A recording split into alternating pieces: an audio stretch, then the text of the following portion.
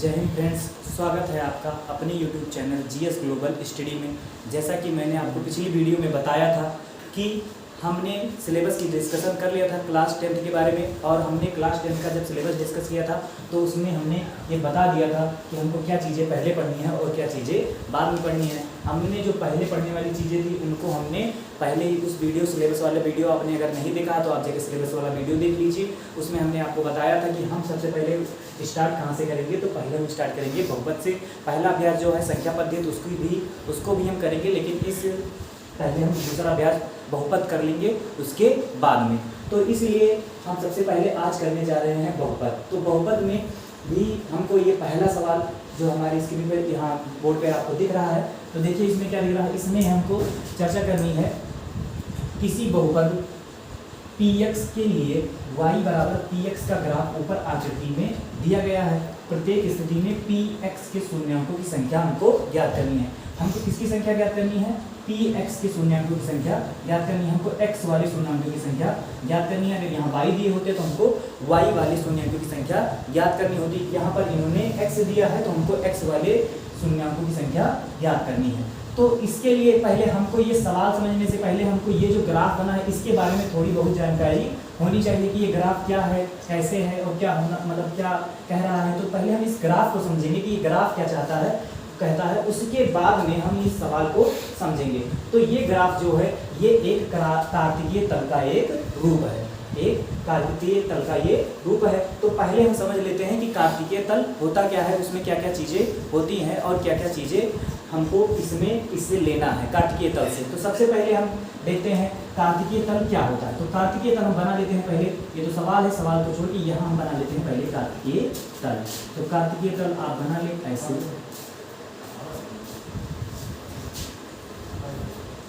इसमें कितने अक्ष होते हैं? इसमें दो अक्ष होते हैं। एक होता है x अक्ष और एक होता है y अक्ष। यही हो जाता है ये x डैश और ये हो जाता है y डैश। इसमें ये जब बनता है तो ये कितने भागों में बढ़ जाता है? 4 भागों में। कार्तिकीय तल जो बनता है वो कितने भागों में बढ़ जाता है? वो 4 भागों में बढ़ जाता है।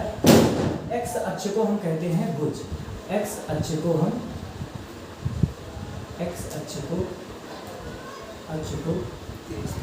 क्या कहते हैं? भुज कहते हैं। और y अक्ष को क्या कहते हैं? y अक्ष को हम कहते हैं कोटि कहते हैं। y अक्ष को कोटि कहते हैं। x अक्ष को क्या कहते हैं?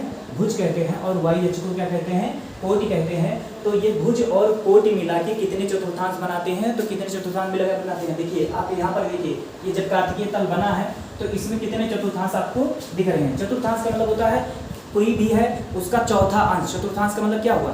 चौथा अंश। तो ये जो कार्तिकीय तल है इसका चौथा अंश। तो इसमें कितने चतुर्थांश हैं? तो देखो इसमें 4 हैं। ये हो गया प्रथम चतुर्थांश, ये हो गया द्वितीय चतुर्थांश, ये प्रथम, ये द्वितीय, ये तृतीय और ये चतुर्थ चतुर्थांश। इसका नामकरण भी ऐसे ही होता है। इसको कहते हैं प्रथम चतुर्थांश, इसको द्वितीय चतुर्थांश और इसको तृतीय चतुर्थांश और इसको चतुर्थ चतुर्थांश। अब इसमें सबसे ज़्यादा जो जरूरी होता है वो होता है चतुर्थांशों के निर्देशांक। सब हमेशा चतुर्थांशों के क्या जरूरी होते हैं? निर्देशांक। ये जब x और y जहाँ दोनों एक दूसरे को काटते हैं उस बिंदु को क्या कहते हैं? उस बिंदु को कहते हैं हम मूल बिंदु। यहाँ जो बिंदु बनता है उसको O से विभाजित करते हैं और इसको हम कहते हैं मूल बिंदु कहते हैं। क्या कहते हैं इसको? हम मूल बिंदु कहते हैं। जहाँ पर x अक्ष y अक्ष दोनों एक दूसरे को काटते हैं उस अक्ष को हम क्या कहते हैं? मूल बिंदु कहते हैं। यहीं से ही हम कोई दूरी इधर चलना स्टार्ट करते हैं और कोई दूरी इधर चलना स्टार्ट करते हैं। तो जो दोनों पॉइंट जहाँ पर जाके x अक्ष और y अक्ष मिलते हैं उसको मूल बिंदु कहते हैं। अगर कोई मूल बिंदु का निर्देशांक पूछ ले तो मूल बिंदु के जो निर्देशांक होंगे इसको मूल बिंदु कहते हैं। और मूल बिंदु के जो निर्देशांक होते हैं, मूल बिंदु के जो निर्देशांक होते हैं वो क्या होते हैं? तो उसका निर्देशांक होता है 0,0। 0,0 इसलिए होता है क्योंकि जो मूल बिंदु का जो निर्देशांक होगा 0,0 इसलिए होता है क्योंकि जब हम मूल बिंदु पर होते हैं तो ना हमने कोई दूरी x अक्ष पर चली होती है और ना ही कोई दूरी हमने y अक्ष पर चली होती है। इसलिए जो मूल बिंदु का निर्देशांक होता है वो क्या होता है? 0,0। अब जीरो में ना हम प्लस लगा सकते हैं ना माइनस लगा सकते हैं, और वैसे भी जब जीरो यहाँ है क्या है, न्यूट्रल है, ना वो एक्स अक्ष की तरफ जा रहा है ना वाई अक्ष की तरफ जा रहा है। इसके बाद में मूल, तो ये हमारी चर्चा हो गई ये होता क्या है। तो ये होता है, क्या होता है, ये जब आकृति बनती है तो उसको हम कहते हैं कार्तिकीय तल। इसमें क्या होता है, दो लाइनें होती हैं जो एक दूसरे के लंबवत काटती हैं, जिसमें एक एक्स अक्ष होता है और एक वाई अक्ष होता है। ये दोनों काट के एक ऐसा चतुर्थांश बनाते हैं जिसमें चार भाग हो जाते हैं, जिसको हम प्रथम चतुर्थांश, द्वितीय चतुर्थांश, तृतीय चतुर्थांश और चतुर्थ चतुर्थांश कहते हैं। इतनी चर्चा हमने कर ली है। इसके बाद में हम देखते हैं कि जो चतुर्थांश हैं इनका नामकरण भी हो गया। अब इसमें जो सबसे ज्यादा जरूरी होता है वो चतुर्थांशों के निर्देशांक होते हैं। सबसे ज्यादा जरूरी जो बात है वो चतुर्थांशों के निर्देशांक है। तो जो प्रथम चतुर्थांश होता है इसमें अगर हम ये बना ले तो हमको बहुत ज्यादा आसानी हो जाती है सवाल को करने में। इसमें ये जो होता है वाई अक्ष, ये क्या होता है, प्लस प्लस में होता है, ये एक्स अक्ष भी प्लस प्लस में ही होता है, और ये भी क्या होता है, प्लस प्लस प्लस, और इधर भी प्लस प्लस में होता है, और ये minus minus minus minus minus minus minus minus minus minus minus minus. तो अब कोई हमसे पूछ ले कि प्रथम चतुर्थांश और किसी भी बिंदु के निर्देशांक, किसी भी बिंदु के निर्देशांक क्या होते हैं, किसी भी बिंदु के निर्देशांक, किसी भी बिंदु के निर्देशांक क्या होंगे, x कामा क्या होते हैं, y। x को क्या कहते हैं, भुज कहते हैं, और y को क्या कहते हैं, कोटि कहते हैं। तो किसी भी बिंदु का जब निर्देशांक बनता है तो वो कैसा बनता है, भुज कामा कोटि कामा किससे बनता है, भुज और कोटि से मिलकर बनता है। कोई भी जो निर्देशांक बनता है तो वो भुज और कोटि से मिलकर बनता है, x और y से मिलकर बनता है। तो अब हम यहाँ देख लेते हैं कि हमने ये तो बना लिया। अब हमको मान लो प्रथम चतुर्थांश के क्या लिखने हैं, निर्देशांक लिखने हैं, प्रथम चतुर्थांश के निर्देशांक। तो प्रथम चतुर्थांश का जो निर्देशांक होगा, प्रथम चतुर्थांश के जो निर्देशांक होंगे, प्रथम चतुर्थांश के निर्देशांक। अब देखिए प्रथम चतुर्थांश का निर्देशांक हमको देखना है, तो प्रथम चतुर्थांश का निर्देशांक का मतलब होता है उसमें डिनोटेड चिन्ह, जो चिन्ह वहां पर दिखाई देता है वही चिन्ह उसका क्या हो जाता है, निर्देशांक। हालांकि जब दूरियां भी देखेंगे तो दूरियों का भी मापन लिखते हैं, लेकिन अभी केवल हम उनके चिन्हों की चर्चा कर रहे हैं, केवल प्रथम चतुर्थांश के निर्देशांकों की तुलना कर रहे हैं। तो इसमें जो निर्देशांक बनता है वो कौन सा बनता है, प्लस कामा प्लस बनता है, क्योंकि इसमें वाई अक्ष पर भी देखो, सबसे पहले हम एक्स अक्ष पर चली गई दूरी लिखते हैं, ये बात ध्यान रखनी है। दूसरे बाद में जब हम भुज, पहले भुज की दूरी लिखते हैं हमेशा, बाद में कोट की दूरी लिखते हैं। तो इसमें एक्स अक्ष पर भी चली गई दूरी प्लस में होती है, और वाई अक्ष पर भी चली गई दूरी किसमें होती है, प्लस में। तो जो प्रथम चतुर्थांश का निर्देशांक बनेगा वो क्या बनेगा, प्लस कामा प्लस। ऐसे ही द्वितीय चतुर्थांश के निर्देशांक जो बनेंगे, द्वितीय चतुर्थांश के जो निर्देशांक बनेंगे वो अब क्या बनेंगे, उसको भी आसानी से निकाल सकते हैं, क्योंकि हमको अगर चित्र समझ में आ रहा है तो हम निर्देशांक आसानी से निकाल पा लेंगे। तो देखिए कैसे निकाल सकते हैं, जो द्वितीय चतुर्थांश के निर्देशांक हैं। अब हम आते हैं द्वितीय चतुर्थांश में। हमने कहा है कि हमेशा किसी बिंदु के निर्देशांक एक्स अक्ष पर चली गई दूरी और फिर वाई अक्ष पर चली गई दूरी को लिखते हैं। तो इसमें एक्स अक्ष पर चली गई दूरी किसमें है, माइनस में, तो ये हो जाएगा माइनस, और वाई अक्ष पर चली गई दूरी किसमें है, प्लस में। तो जो द्वितीय चतुर्थांश होगा उसके निर्देशांक क्या हो जाएंगे, माइनस कामा प्लस हो जाएंगे। ऐसे ही तृतीय चतुर्थांश के निर्देशांक, तृतीय चतुर्थांश के निर्देशांक भी हम जब देखेंगे तो अगर हमको ये चित्र समझ में आ रहा है तो हम तृतीय चतुर्थांश के निर्देशांक भी निकाल लेंगे। इसमें भी क्या करेंगे, किसी भी बिंदु के निर्देशांक निकालने के लिए क्या होता है, एक्स अक्ष पर चली गई दूरी और फिर वाई अक्ष पर चली गई दूरियां होती हैं। तो देखिए इसमें भी, इसमें क्या हो जाएगा, तृतीय चतुर्थांश के निर्देशांक, तो इसके निर्देशांक भी हो जाएंगे हमारे माइनस। तृतीय चतुर्थांश में क्या है, देखो एक्स अक्ष पर पहले चली गई दूरी लिखते हैं, फिर वाई अक्ष पर। तो एक्स अक्ष पर चली गई दूरी क्या है, तृतीय चतुर्थांश यहाँ है, तो इसमें चली गई दूरी क्या है, ये भी क्या इसमें है, माइनस में, और ये भी किसमें है, माइनस में। तो ये हो जाएगा माइनस कामा माइनस। और चतुर्थांश के निर्देशांक हम यहाँ आप देख लेते हैं, यहाँ इसको पता ही है, एक्स अक्ष को भुज कहते हैं, वाई अक्ष को कोटि कहते हैं। तो इसको मिटाकर हम यहाँ पर उनके निर्देशांक, चतुर्थांश के निर्देशांक को भी हम लिख देते हैं। तो चतुर्थांश के निर्देशांक हम यहाँ लिख देते हैं। तो देखिए जो चतुर्थांश है उसका निर्देशांक तो यहाँ लिख देते हैं, चतुर्थांश के जो निर्देशांक होंगे चतुर्थांश में आ जाते हैं। हमने बताया है कि सबसे पहले x अक्ष पर चली गई दूरी को लिखते हैं, फिर y अक्ष पर चली गई दूरी को लिखते हैं। तो x अक्ष पर चली गई दूरी किस में है, देखिए x अक्ष पर चली गई दूरी पहले प्लस में है तो ये हो जाएगा प्लस, और y अक्ष पर चली गई दूरी किसमें है, माइनस में, तो ये हो जाएगा y अक्ष पर चली गई दूरी माइनस में है तो ये प्लस गामा माइनस। तो ये हो गया हमारा कार्तिकीय तल और उसके निर्देशांक। तो हमको यही चर्चा करनी थी, यही समझना था कि ये जो ग्राफ बना है, इस ग्राफ में ये जो ग्राफ है उसमें क्या क्या चीज़ें बनी हैं और उन्हीं की चर्चा हमको समझना था कि ग्राफ क्या बन गया है जिसके बारे में हमको जानना है। तो ग्राफ हमने बता दिया, ये ग्राफ जो है वो एक कार्तिकीय तल का एक रूप है। इसमें भी आप देख लीजिए x अक्ष है, x डैश है, y अक्ष है, y डैश है। इसमें भी अब हमको ये ग्राफ था, हमने ग्राफ को समझा दिया है। अब हम सवाल जब करेंगे तो बिल्कुल आसानी से हमारा सवाल हो जाएगा। तो देखिए इसमें पहले एक बार फिर से देख लेते हैं। ये हमारा क्या है, एक चतुर्थांश है। चतुर्थांश दो रेखाओं से मिलकर बनता है, एक x रेखाएं और एक y रेखाएं। एक x रेखाएं और y रेखाएं, दोनों रेखाएं जहां एक दूसरे को काटती हैं वहां पर क्या होता है, मूल बिंदु होता है। और मूल बिंदु पर ना हम कोई दूरी x पर चलते हैं ना कोई दूरी y पर चलते हैं, इसलिए जो मूल बिंदु का निर्देशांक होता है वो 0, 0 होता है। ये तो मूल बिंदु का हो गया। अब हमें किसी अन्य बिंदु का निकालना हो, मान लो कोई बिंदु जो है वो यहाँ की बजाय यहाँ है, यहाँ हो, तो जब हम इन बिंदुओं के निर्देशांक निकालेंगे तो वो निर्देशांक हमेशा x, y के रूप में लिखे जाएंगे, x, y के रूप में लिखे जाएंगे। तो ये चीजें हमको पता हो गई, किसी भी बिंदु के निर्देशांक वो x, y के रूप में लिखे जाते हैं। अब इसके बाद में जो सबसे ज्यादा जरूरी होता है इस चतुर्थांश में वो होता है चिन्हों का निर्देशांक। तो चिन्हों के निर्देशांक देख लेते हैं। तो इसमें हमको सबसे पहले देखते हैं जो ये x अक्ष होता है ये प्लस प्लस होता है, y अक्ष जो होता है ये भी प्लस प्लस होता है, लेकिन x डैश और y डैश दोनों क्या होते हैं, माइनस माइनस में। x और y दोनों प्लस में और x डैश और y डैश दोनों माइनस में होते हैं। तो जो प्रथम चतुर्थांश का निर्देशांक बनेगा वो देखिए कौन सा बनेगा, देख लेते हैं। तो हमने बताया किसी भी बिंदु के निर्देशांक x और y, पहले x वाली दूरी फिर y वाली दूरी। तो x वाली दूरी किसमें है, प्लस में, तो हमने प्लस लिख दिया। y वाली दूरी भी प्लस में थी तो प्लस, प्लस हो गया। द्वितीय चतुर्थांश के निर्देशांक हम फिर पता है कि सबसे पहले x वाली दूरी लिखते हैं। तो x इसमें किसमें था, प्लस में, तो हमने x इसमें प्लस, इसमें माइनस में था तो हमने सबसे पहले माइनस लिख दिया और फिर y वाली दूरी लिख दी। तो ऐसे ही करके हमने सारी चीज़ों की चर्चा यहाँ पर कर ली है। अब हमें यही समझ में आ रहा है कि आप कार्तिकीय तल समझ चुके हैं। तो हम आते हैं अपने अब सवाल पर। तो सवाल करते हैं, आके देखिए सवाल। अब ज़्यादा उसमें कोई कठिनाई नहीं होगी क्योंकि आप सवाल एकदम से समझ चुके हैं, उसमें कुछ बताना नहीं है। इसमें बस जो चर्चाएँ आपको करनी थी हमने आपको वो चर्चाएँ आपको जो समझाना था कि ये ग्राफ, अगर मान लीजिए ये ग्राफ आपको यही दिख रहा है, इसके पहले आपने ग्राफ कभी नहीं देखा है। अब आप इसमें कोई पूछ ले कि ये ग्राफ क्या है, तो ये ग्राफ क्या है, एक कार्तिकीय तल का रूप है।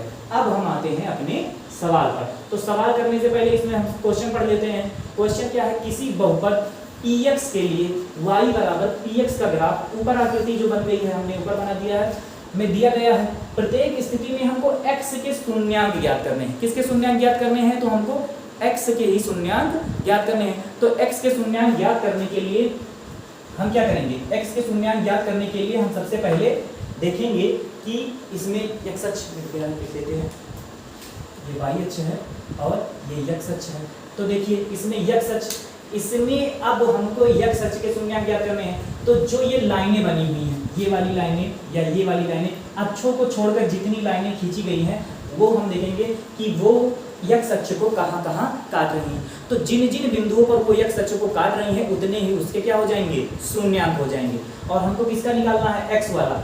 तो x अक्ष पर जो ये रेखाएं जहाँ जहाँ काटेंगी उतने ही उसके निर्देशांक हो जाएंगे। तो आप देखिए पहला सवाल, पहले सवाल में ये जो लाइन खींची हुई है ये x अक्ष पे आ रही है, नहीं आ रही है। x अक्ष हमारा कौन सा है, x अक्ष हमारा है ये वाला। और ये जो लाइन है ये x अक्ष को कहीं भी काट नहीं रही है। देखिए आप, कहीं भी काट रही है, नहीं काट रही है। तो जो इसमें हमको x के px के शून्यांक निकालने थे, तो इसमें जो x के शून्यांक होंगे वो क्या होंगे, इसमें शून्य शून्यांक होंगे।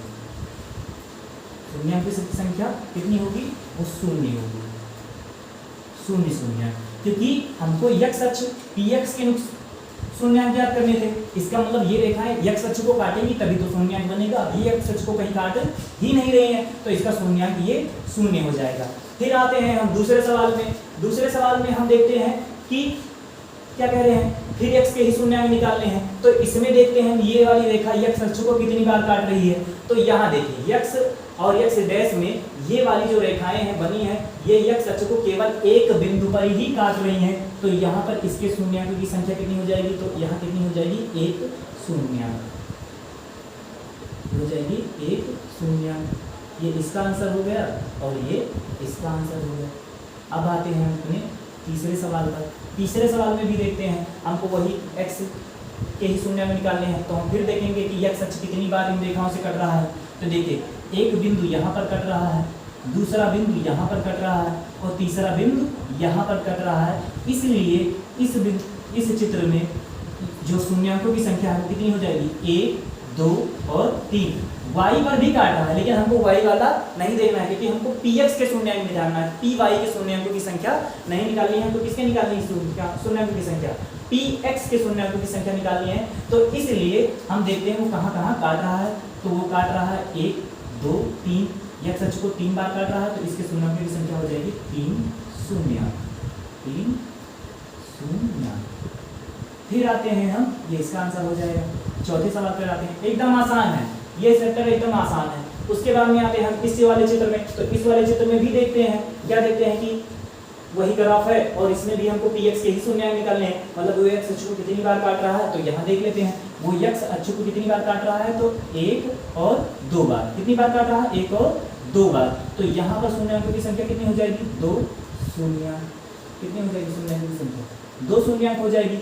2 शून्याङ्क इसलिए हो जाएगी क्योंकि ये x अक्ष को केवल 2 ही बिंदुओं पर काट रहा है। अगर ये और ज़्यादा बिंदुओं पर काटता तो ये और ज़्यादा उसके शून्याङ्क हो जाते। तो पहला सवाल हमने, मतलब ये 4 सवाल, पहला एक ही क्वेश्चन था और एक ही क्वेश्चन में 6 सवाल थे, जिसमें 4 हो चुका है। इसमें हम देख लेते हैं, इसमें शून्याङ्कों की संख्या 0 है। क्यों है, क्योंकि वो x अक्ष को कहीं भी काट नहीं रहा है। यहाँ शून्याङ्कों की संख्या 1 है क्योंकि वो x अक्ष को केवल एक बार काट रहा है। यहाँ शून्याङ्कों की संख्या 3 है क्योंकि x अक्ष को वो जो रेखाएं खींची गई हैं वो कितनी बार काट रही हैं, 1, 2, 3 बार काट रही हैं। और यहाँ शून्याङ्कों की संख्या 2 होगी क्योंकि वो x अक्ष को कितनी बार काट रही हैं, 2 बार। हमको x अक्ष वाले ही निकालने थे, इसलिए हमने y को काउंट नहीं किया है। वीडियो को पॉज कीजिए। देखिए अब 2 सवाल और बचे थे, 4 सवाल तक हमने कर लिया है, 2 सवाल और बचे हैं, उनको भी यहाँ पर नोट कर लेते हैं और उनको भी हम समझा देते हैं कि इसमें क्या था।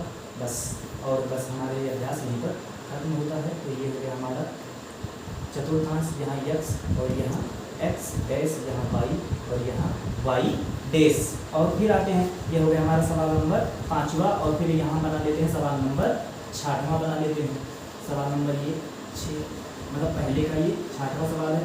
इसको भी बना लेते हैं, यहाँ x और यहाँ x डैश, यहाँ y और यहाँ y डैश। इसमें हम जो देखते हैं वो कितनी बार काट रहा है उसको भी बना लेते हैं। तो ये इस तरह बना हुआ है, ऐसे, फिर ऐसे और फिर ऐसे और फिर ऐसे बना हुआ है। इसमें देख लेते हैं कैसे बना हुआ है। तो ऐसे बना हुआ है, ऐसे और फिर वो ऐसे और फिर ऐसे। बस ये सवाल नंबर 5 और 6 है। इसमें भी हमको केवल शून्याङ्कों की संख्या ही निकालनी है। तो शून्याङ्कों की संख्या हम यहाँ पर देख लेते हैं कितने शून्याङ्क हैं। तो सवाल नंबर हमारा देख लेते हैं 5। तो 5 में भी हमको क्या निकालना है, px के ही शून्याङ्क निकालने हैं। px के शून्याङ्क निकालने हैं तो हम देख लेते हैं कि x अक्ष वो कितनी बार काट रहा है, जितनी बार काटेगा वो उतना ही उसके क्या हो जाएंगे, शून्याङ्क हो जाएंगे। तो इसमें देखिए x अक्ष को ये कितनी बार काट रहा है, तो x अक्ष को एक बार यहाँ काट रहा है, एक बार यहाँ काट रहा है, एक बार यहाँ काट रहा है और एक बार यहाँ काट रहा है। तो इसमें शून्याङ्क की संख्या कितनी हो जाएगी, तो इसमें शून्याङ्क की संख्या हो जाएगी 4 शून्याङ्क। कितनी हो जाएगी, 4 शून्याङ्क हो जाएगी। ये हो जाएगा इसका आंसर। फिर आ जाते हैं सवाल नंबर हमारा ये जो है लास्ट है, ये कौन सा है, 6 नंबर। 6 नंबर में भी शून्याङ्क की संख्या देख लेते हैं। तो 6 नंबर में शून्याङ्क की संख्या देख लेते हैं। ये x अक्ष को कितनी बार काट रहा है, ये काट के नीचे नहीं आ रहा है, देखो इसको केवल क्या कर रहा है, x अक्ष को केवल टच कर रहा है। तो यहाँ पर शून्याङ्कों की संख्या कितनी हो जाएगी, 1, 2, 1, 2 और 3। तो यहाँ शून्याङ्कों की संख्या हो जाएगी, शून्याङ्कों की संख्या या शून्याङ्क, कितने शून्याङ्क है यहाँ पर, यहाँ पर हो जाएंगे हमारे शून्याङ्क केवल 3। कितने शून्याङ्क है, 3। ये हो गया इसका आंसर। तो ये हमारा हो गया पूरा का पूरा एक अभ्यास यहीं पर समाप्त। अब एक बार हम देख लेते हैं, इसमें शून्याङ्क की संख्या 0 है क्योंकि ये x को कहीं भी नहीं काट रहा है। यहाँ शून्याङ्क की संख्या 1 है क्योंकि एक बार यहाँ पर काट रहा है। यहाँ शून्याङ्क की संख्या कितनी है, 3 है। क्यों है? क्योंकि ये x को कितनी बार काट रहा है? 3 बार काट रहा है, यहाँ यहाँ यहाँ। और यहाँ शून्याङ्कों की संख्या कितनी है? 2 है, क्योंकि ये 2 बार ही काट रहा है, एक यहाँ और एक यहाँ।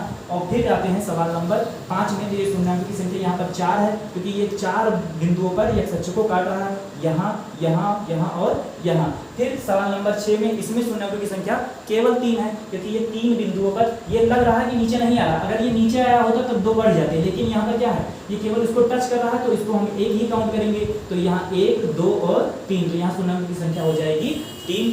तो ये आपका अभ्यास, एक अभ्यास खत्म हुआ।